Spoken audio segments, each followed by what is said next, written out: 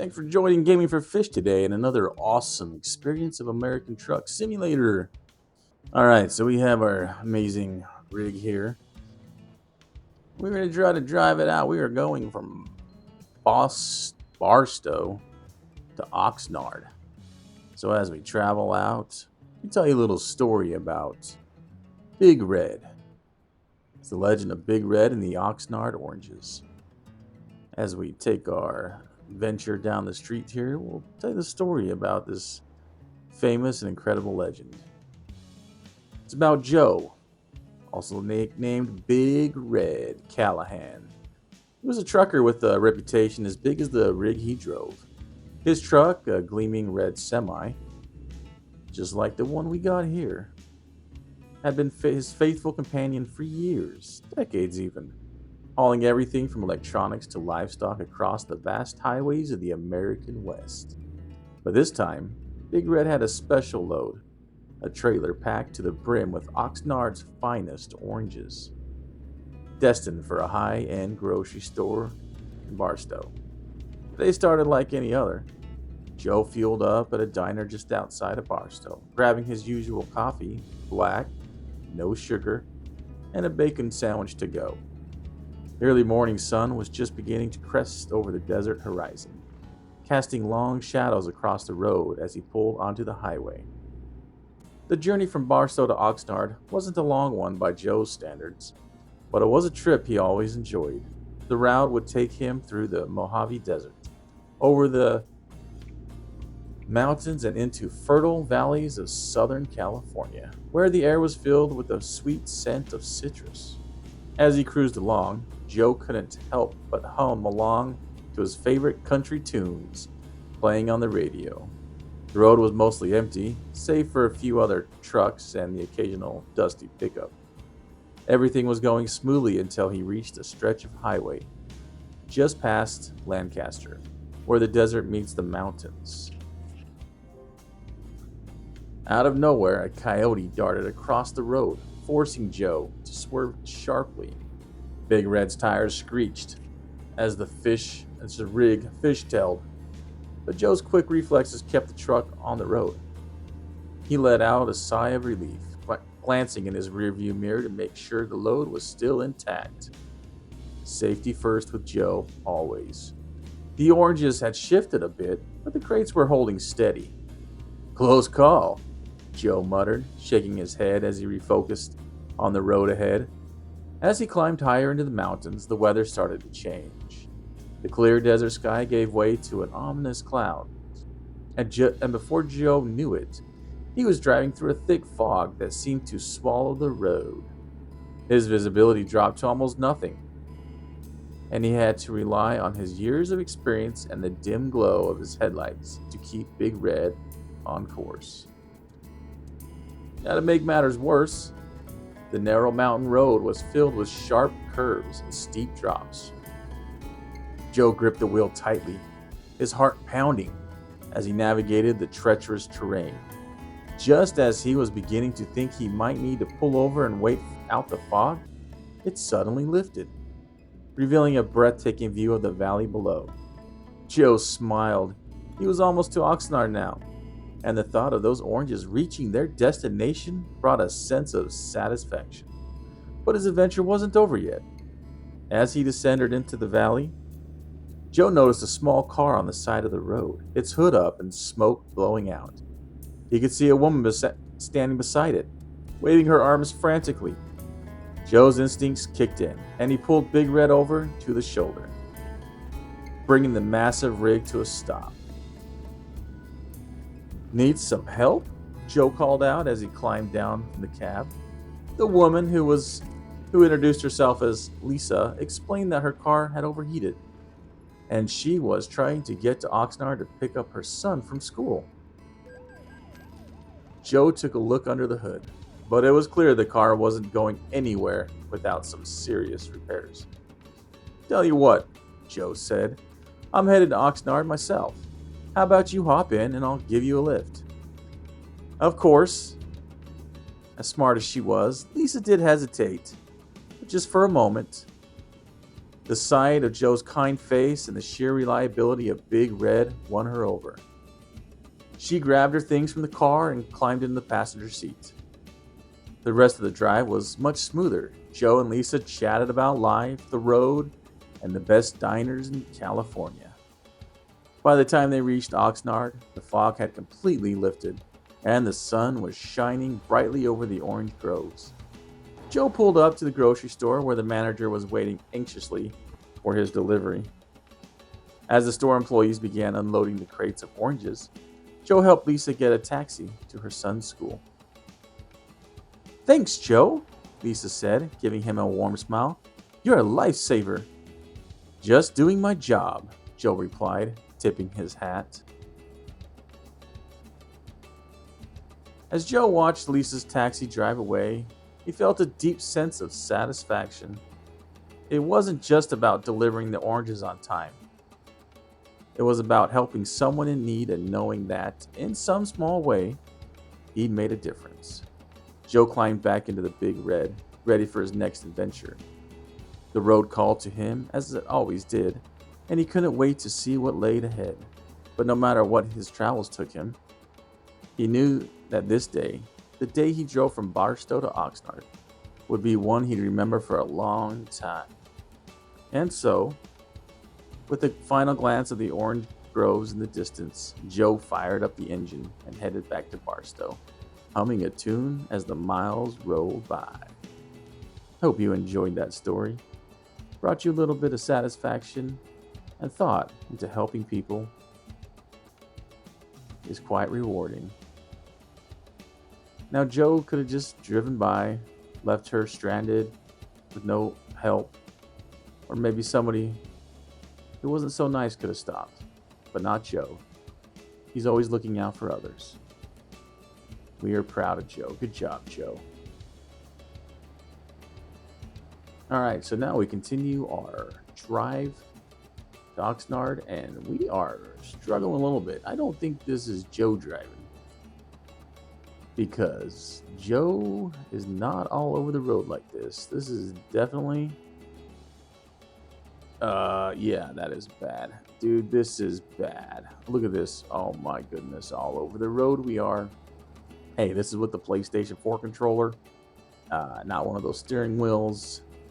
So be a little patient with us because we might be a little wild. Otherwise, it's going kind of smooth, just chilling along here. Okay, watch out. This guy right here, man, I'm telling you. There you go. He got past us. Little scared, little nervous. That was for sure. I don't blame him, though. I mean, swerving in his lane, a big diesel like this. Got ahead of us, though. Oh, there's a convertible. Yep. Okay, you made it.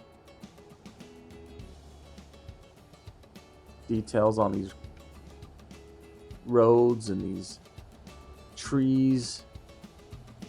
Oh my. And these cars. Look at the cars, the details. Just the simple stuff on the cars is kind of cool. Get over, they brake. All right, good job. Hey, look at that little purple diesel on the other side. Okay, so again, we are on a PlayStation 4 controller, so not saying that everything will be 100% smooth. Never said that, never promised it. Good thing Joe's not watching this, or maybe Joe,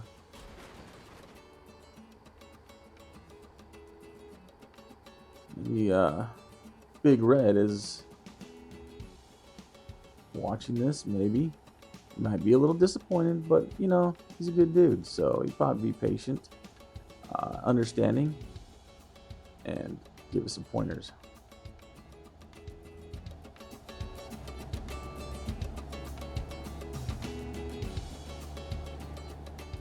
Now let's dive onto another story, this one a bit spooky. The Haunting of Route 66. Joe Big Rig Taylor had been a truck driver for over 20 years.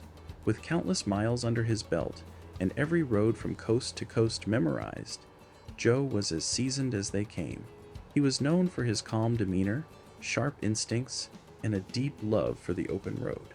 But on one fateful night, he encountered something that would test his resolve like never before. It was a crisp autumn evening, and Joe had just picked up a late-night delivery in Albuquerque. His route would take him along the infamous Route 66, through desolate stretches of desert and long-abandoned towns. He'd driven this road many times, but there was something different about that night. The air seemed thicker, and the darkness felt more oppressive. As Joe cruised down the highway, the steady hum of his engine was the only sound that accompanied him. The stars twinkled above, and the moon cast an eerie glow on the deserted road. Suddenly, his CB radio crackled to life, breaking the silence. "Breaker, Breaker, this is Ghost Rider. Anyone out there?" The voice on the other end was gravelly and cold. Joe frowned. Ghost Rider was an old trucker's tale, a phantom driver said to haunt the highways, warning drivers of impending danger. It was just a story, or so Joe had always believed. "Ghost Rider, huh?" Joe responded, trying to keep his voice steady. "This is Big Rig. What's your 1020? "Heading your way, Big Rig. Just thought I'd give you a heads up. Something ain't right on Route 66 tonight." The line went dead, leaving Joe with a chill running down his spine. He shook it off, chalking it up to some prankster messing with him. But as he continued down the road, he couldn't shake the feeling that he was being watched. About an hour into his drive, Joe noticed something strange. Up ahead, the road seemed to disappear into a thick fog that had materialized out of nowhere. He slowed his truck to a crawl, the headlights barely penetrating the dense mist. As he crept forward, the fog began to take on an unnatural quality, swirling and shifting as if alive.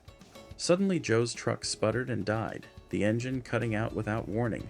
The headlights flickered and then went out, plunging him into darkness. Joe cursed under his breath and reached for his flashlight, but before he could grab it, the CB radio crackled again. "Looks like you found the fog, Big Rig." Ghost Rider's voice came through colder than before. "You're in it now." Joe's heart pounded in his chest. "Who are you?" he demanded, gripping the radio tightly. "I'm just a traveler, same as you," Ghost Rider replied. "But I've been down this road before. And let me tell you, there's something in that fog that doesn't want you to leave." Joe peered out into the fog, his eyes straining to see anything beyond the windshield. The mist seemed to pulse and shift, and he could have sworn he saw shadowy figures moving within it. He wasn't one to believe in the supernatural, but this was unlike anything he'd ever experienced. "Listen," Ghost Rider continued, "the only way out is to keep moving. Don't stop for anything, no matter what you see or hear. And whatever you do, don't leave the truck." Joe hesitated, his instincts screaming at him to stay put, but a low growl rumbled through the fog, sending a shiver down his spine. He had no intention of waiting to find out what was making that sound. He turned the key, and to his surprise, the truck roared back to life. With a deep breath, Joe put the truck in gear and slowly rolled forward. The fog closed in around him, and the world outside disappeared completely. The only thing he could see was the faint glow of his dashboard lights. The growling grew louder, and now it was accompanied by whispers, unintelligible, chilling voices that seemed to come from all around him. Joe gripped the steering wheel with white knuckles, his eyes darting back and forth as shadowy figures flitted past the edges of his vision. The road beneath him felt uneven, as if he were driving over something more than just asphalt. The truck jolted, and Joe felt a cold sweat break out on his forehead. But he remembered Ghost Rider's warning and kept his foot on the gas, refusing to stop. Suddenly, a figure appeared in the road ahead, shrouded in the swirling mist. It was a woman in a tattered white dress, her long dark hair obscuring her face. She stood motionless in the center of the road, staring directly at Joe's truck. Instinct screamed at Joe to swerve, to avoid hitting her, but his mind echoed Ghost Rider's words. "Don't stop for anything." With a pounding heart, he kept the wheel steady and drove straight toward her. At the last moment, the woman let out a blood-curdling scream and dissolved into the fog, leaving nothing but an icy chill in her wake. Joe's breath came in ragged gasps as he pushed the truck faster, desperate to escape the nightmare. The whispers grew louder, the figures more distinct, but Joe kept his focus on the road, trusting that it would lead him out. After what felt like an eternity, the fog began to thin, and the road became visible once more. The whispers faded, and the shadowy figures melted away into the darkness. With a final push, Joe burst out of the fog and into the clear night. He pulled the truck over to the side of the road, his hands trembling as he killed the engine.